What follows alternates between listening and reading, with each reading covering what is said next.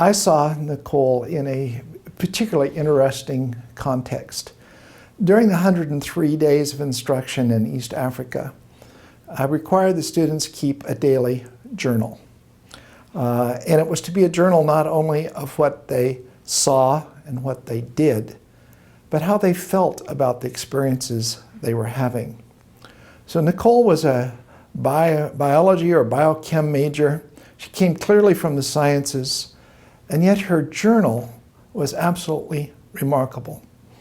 I told the students that I wanted to see their journals, that if there were personal reflections in there, that they could cover them over, and that I would respect their privacy, and I wouldn't read that, I wouldn't look at that.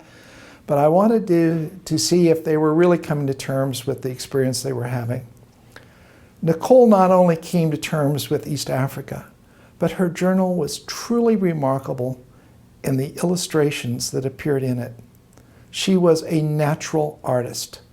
She captured people, places, events, looks on faces, personalities, and her journal was unlike that of any other student that was in the program. In 1997, I was looking for somebody to work in my research lab, and I just wasn't finding the right person. And Janice Lochner, who teaches in the biochemistry and chemistry department, said, you know, you should take a look at Nicole Rager. And I hadn't had her as a student, so I didn't know anything about her. And I met her and I thought, oh my God, this is going to be a perfect fit. So she worked on a project on protein crystallization, and at the end of the summer, the students had to make a poster for describing their research. And that's when I realized Nicole was somebody to reckon with, because I actually dug up the poster for this interview. This illustration here is of a polyethylene glycol molecule. And as you can see, it's accurate chemically. She's got the chemistry down. And then it whips into this artistic swirl like a piece of fettuccine.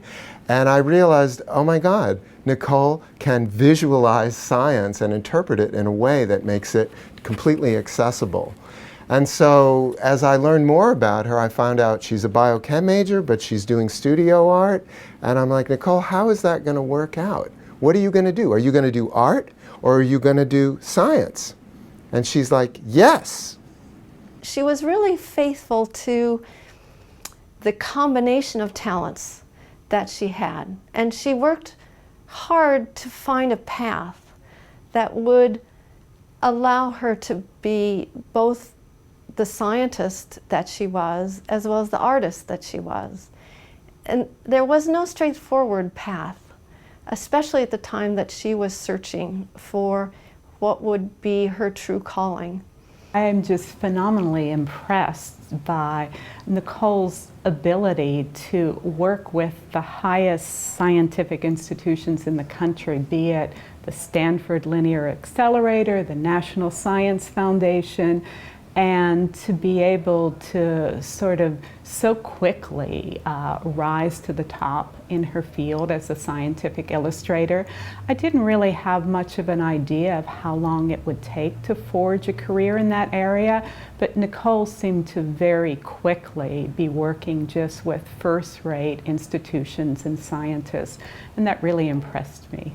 You know, I don't know what she's proud of. I know what I'm proud of for her, which is that she was able to combine art and science and then turn it into a viable business. The fact that she's her own, we always talk about entrepreneurship, but the fact she's making it happen. She has her own business to do scientific illustration, and it's just so impressive because, you know, she has her head in the clouds and her feet on the ground.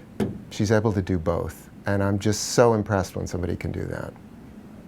Congratulations, Nicole. I think you know we're incredibly proud of you and your accomplishments, and it's nice to share this evening with you.